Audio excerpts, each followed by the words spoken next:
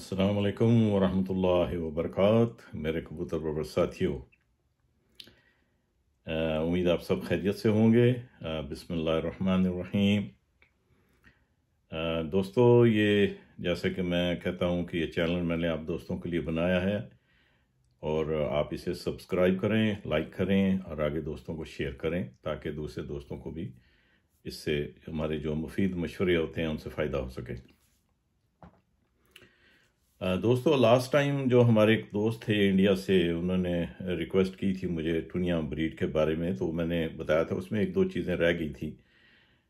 उस सबसे पहली बात ये जो थी ना, उसके अंदर उन कबूतरों में जो इब्राहिम जो जान लंगड़ा साहब के जो कबूतर थे, जिन कबूतरों में से आगे जाके टुनिए और चूहे बने, वो कबूतर डफ कबूतर थे, यानी कि वो गूंगे कबूतर थे। वो बोलते थे लेकिन उनकी आवाज़ नहीं आती थी, कूक की आवाज़ नहीं आती थी उनकी, ये उनकी ख़ास बात थी। वो कबूतर गूंगे कबूतर थे।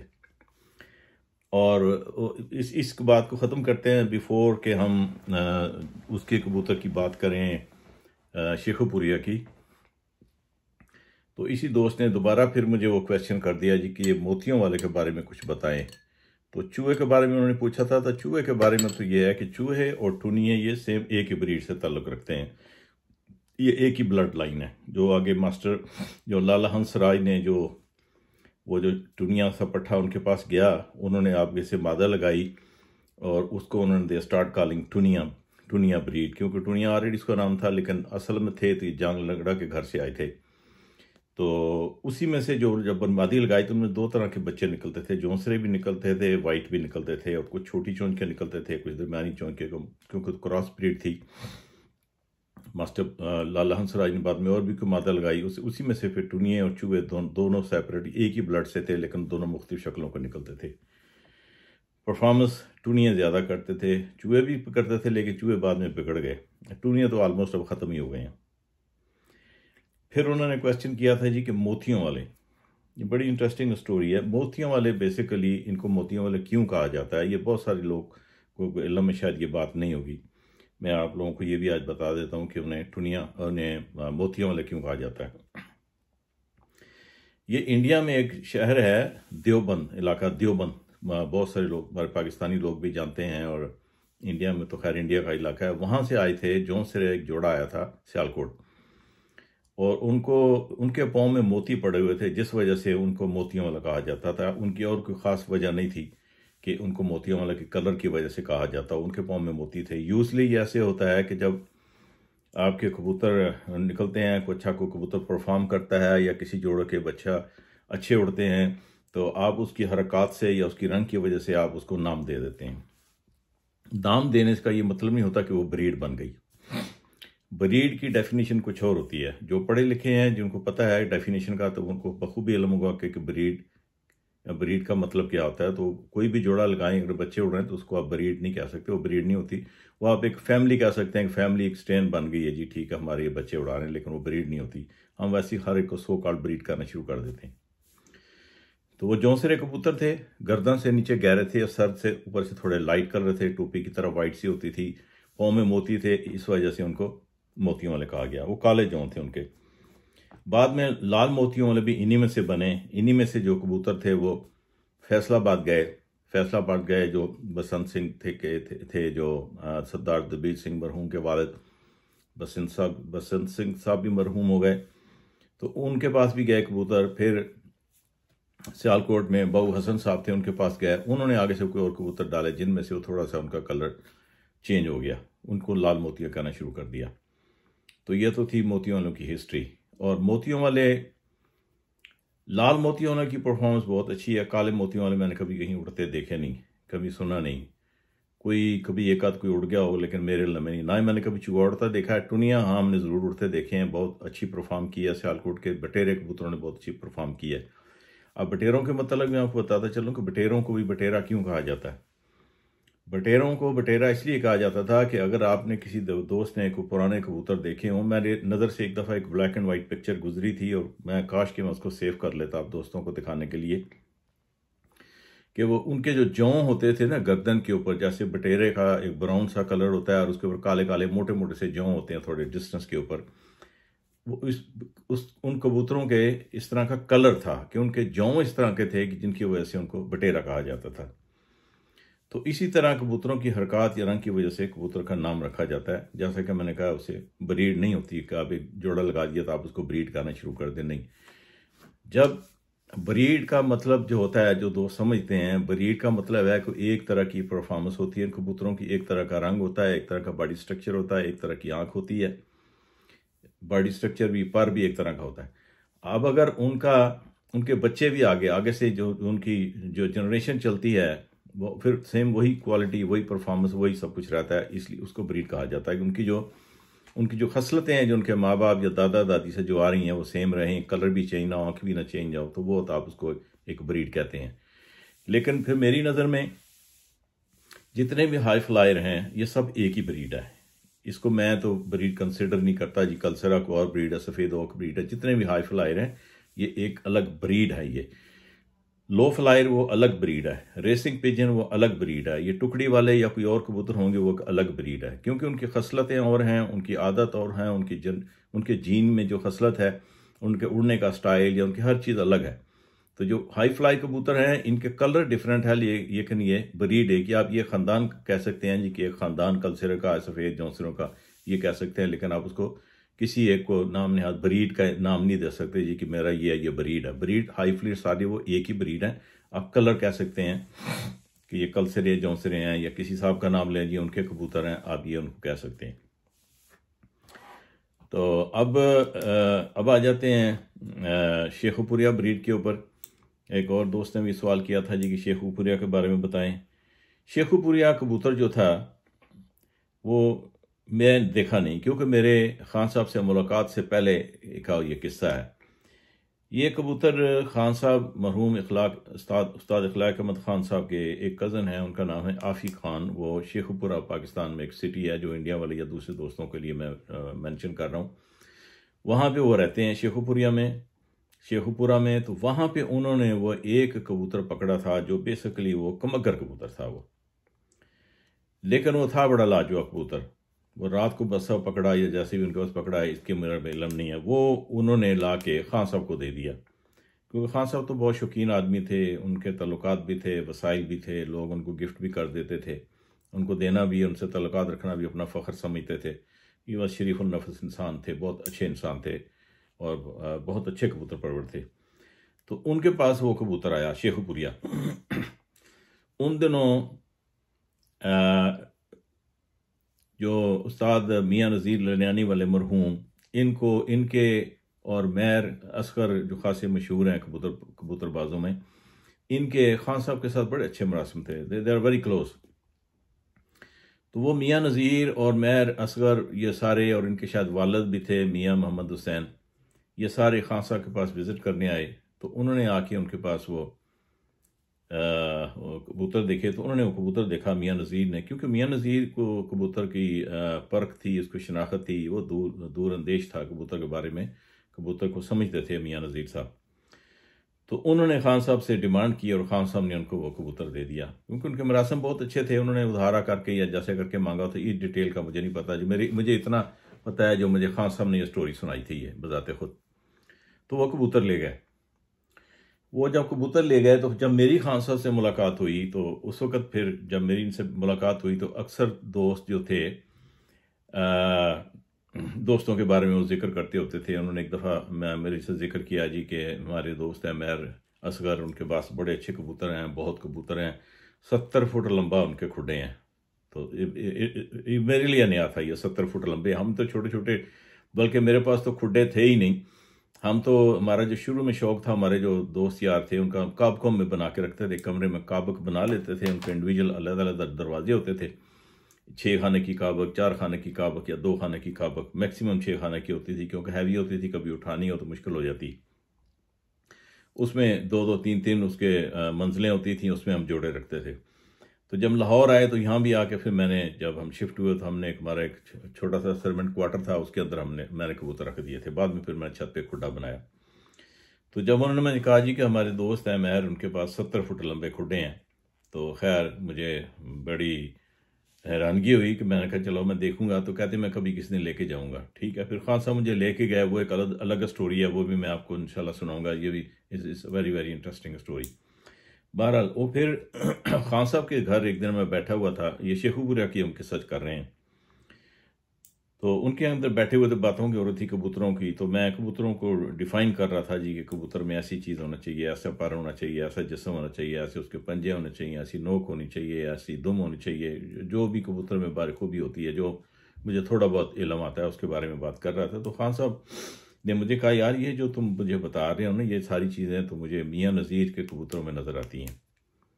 मैंने कहा अच्छा, तो मैं आई वाज सरप्राइज, मैं कहा चलो यार बढ़िया जी, क्योंकि मैं जब जब से हम अपने ग्रुप के अलावा मैं जहाँ भी कहीं कबूतर दिखता था, मैं आपको हकीकतन बताता हूँ कि मेरी तसल्ली नहीं होती थी कबूतर देख के, और मुझे मज़ा नहीं आता था कबूतर देख के कि हाँ, बंदा होता ना कि कबूतर जाए और देखे, और आपको ये कोई ज़रूरी नहीं है कि आपको अच्छा लगे तो आपकी ख्वाहिश हो कि मुझे मिल जाए, जिसने रखा है उसको भी बड़े प्यार से रखा हुआ है, तो मज़ा नहीं आता था कबूतर देखने का। जब उन्होंने मुझे जिक्र किया तो फिर मैंने कहा चलो ठीक है, अभी मैं सोच ही रहा था, तो फिर उन्होंने मुझे कहा कि मैं किसी दिन हम चलेंगे मियाँ नज़ीर के पास। मैंने कहा ठीक है, उनका अपना मकसद भी था जाने का, क्योंकि वो कबूतर उनके पास से गया हुआ था, जबकि शायद उन्होंने उनसे कहा था जी कि मैं आपको भी बच्चे दूंगा और फिर कबूतर भी दूंगा, या ऐसी कोई किस्सा था।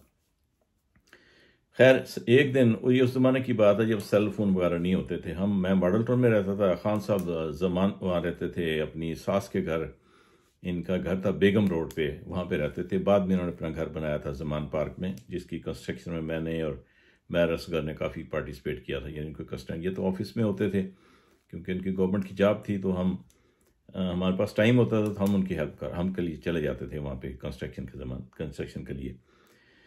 तो खान साहब का मुझे फ़ोन आया संडे का दिन था, तो मुझे सुबह सुबह फ़ोन आया जी कि मैं आ रहा हूँ, तो हम चलते हैं मियाँ नज़ीर के पास। मैंने कहा ठीक है, हम चले गए वहाँ। अब रास्ते में जाते जाते फिर उन्होंने मुझे वो स्टोरी सुनाई उसकी, शेखपुरिये की, कि ऐसे ऐसे कबूतर था, ऐसे वो आफी खान ने आज दिया और मैंने वो मुझसे वो ले गए थे, ये उन्होंने मुझे स्टोरी सुनाई। तो खैर उन्होंने मुझे नहीं कहा जी कि मैंने वहाँ से कोई उनका बच्चा लेके आना है या कबूतर देखना है या कोई नहीं है, बहरहाल नहीं, कोई इस चीज़ किस्म का जिक्र नहीं हुआ।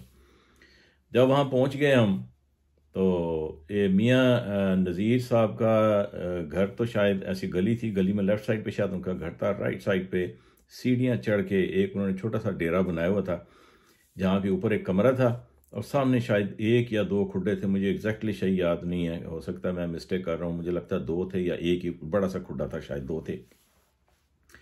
तो जाल वाल नहीं था उसके सामने, दरवाज़ा ही लगा हुआ था मेरा ख्याल, ऐसे ही मुझे मुझे जो लग रहा है कि जाल शाल कोई नहीं था, वो बाहर इकट्ठे हुए कबूतर होते थे, बाहर निकालते थे वो, मुझे जो थोड़ा थोड़ा याद आ रहा है। क्यों काफ़ी पुरानी बात है ये, गालबन ये 80s की बात है, 80 लेट की।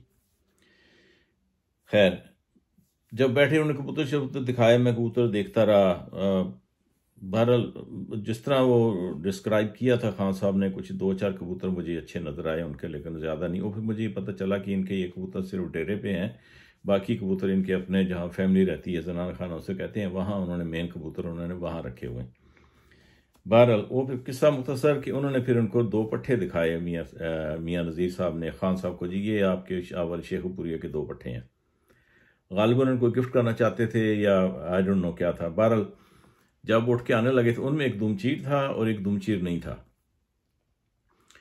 तो जब आने लगे तो खान साहब ने मियाँ नज़ीर से कहा जी कि ए मैनू दे दो। जो दुमचीर नहीं था उन्होंने उसको पसंद किया, उनको सिलेक्ट किया और उन्होंने पकड़ लिया। जब वो जाने लगे तो मैंने खान साहब से कहा, मैं कहा खान साहब आप वो दूसरा लें, मतलब मैंने उनको मशवरा दिया। खैर उन्होंने कहा अच्छा यार ये भी दे दो, वो उन्होंने वो दूसरा भी दे दिया। अब मज़े की बात देखें कि ये मैं खुदा न खास्ता ये नहीं कहता कि खान साहब को ज़्यादा समझ नहीं थी, लेकिन अपने शौक़ की बात है, हो सकता है उनको दुमचीर नहीं पसंद था, या बहरहाल मैंने तो अपनी क्वालिटी के हिसाब से देखा, जो मैंने देखे दोनों को तो मुझे उसमें क्वालिटी बेहतर नज़र आई। तो वो उन्होंने शेखुपुरा भी पकड़ लिया, वो दुमचीर भी पकड़ लिया। जो दुमचीर बाद में जाके वो दुमचीर नहीं रहा, उसके पार गिराने के बाद उसका दोबारा जो पार आए कुछ अरसे के बाद वो दुमचीर उसका ख़त्म हो गया था, वो ऊपर गिर के सीधा पार आ गया था उसका। तो वो मैं ये बताना एक ज़रूरी समझता हूँ कि उस कबूतर के दुमचीर के जो उसका दूसरा भाई था उसने कोई अच्छी परफॉर्मेंस नहीं दी, उन्होंने मुख्तलिफ बादियों से लगाए, उसने कोई बच्चे नहीं दिए, अच्छे नहीं उड़ाए उसने। लेकिन जो दुमचीर था उसके बच्चे आज तक उनके पास हैं, जिसको नेरो वाला के नाम दिया गया बाद में, जो बहुत उड़ते हैं और आज तक वो परफॉर्म करते रहे और अच्छे कबूतर रहे उस कबूतर के। अच्छी मतलब है कि उसकी परफॉर्मेंस रही। अब बाद में काफ़ी डिस्ट्रीब्यूट रहा इसके बारे में, ये जो क्या कहते थे वो जो दिलावर खान साहब के पास कबूतर उड़ा था, जिसको बाद हीरा लाल कहते थे या साधना कहते थे या अलमारी वाले कहते थे या मुख्तलिफ नाम लेते थे। बेसिकली तो वो कमगर। तो खैर मुझे तो कोई इतना इंटरेस्ट नहीं था इन रंगीन कबूतरों का, क्योंकि हमारा शौक ही अलग है, सफ़ेद जौंसरे कबूतरों का था। गो के मैंने दोबारा जब मैंने कबूतर रखे 2011 में, तो फिर मैंने कुछ बच्चे वगैरह रंगीन कबूतरों के भी ख़रीद के मैंने उनके पेयरिंग वगैरह की, तो उनके बच्चे उड़ाए और अपने बनाए हमने माशाल्लाह।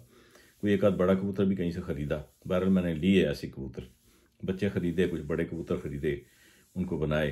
कोई एक आध किसी दोस्त ने गिफ्ट भी किया कबूतर। एक टैडी कबूतर मुझे किसी दोस्त ने गिफ्ट किया था, सोहेल अंसार खान साहब ने, टैडी कबूतर, बड़ा अच्छा कबूतर। वो फिर जब ये बात अक्सर, क्योंकि एक पाक पिजन थी वेबसाइट, उसके ऊपर बातचीत होती थी कबूतरों की, तो मुझे फिर जब थोड़ा बहुत इल्म हुआ, क्योंकि मुझे इतना पता चला कि मियाँ नज़ीर साहब ने सबसे पहले उस कबूतर के साथ साधना मादी लगाई थी। और साधना मादी वो थी कि उन दिनों वो बाजियों में बहुत अच्छी उड़ती थी, और उन दिनों एक फिल्म एक्टर थी इंडियन, साधना, वो बड़ी मशहूर थी, उसके नाम से उसको मंसूब कर दिया। खूबसूरत भी थी और अच्छी उड़ती थी वो मादा।